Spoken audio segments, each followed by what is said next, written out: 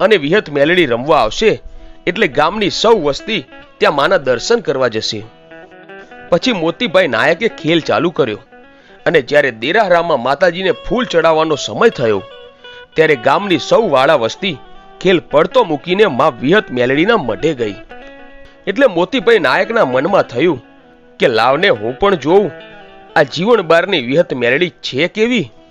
આ મોતીભાઈ નાયકે માતાજીની પરીક્ષા કરવાનું વિચાર્યું અને કામરૂ દેશની વિદ્યાથી પુરુષમાંથી એક સ્ત્રીનો વેશ લઈ સાથે ફરતી સઘળી માથે લઈને માતાજીના મઢે આવ્યા.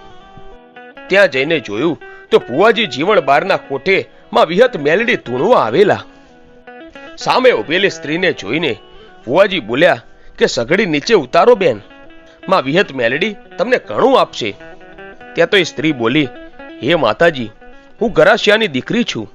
પિયરમાં મારે કોઈ ભાઈ નથી અને મોસાળમાં નથી કોઈ મામા, એટલે વસ્તી મને મેળા મારે છે. માડી, મારે શેર માટીની ખોટ છે. તું માડી ક્યાંક લેખમાં મેખ મારીને મારું આટલું કામ કર. આમ વિહત મેલડી આટલું સાંભળીને બોલી કે જા દીકરી, હું તને દીકરો આપીશ.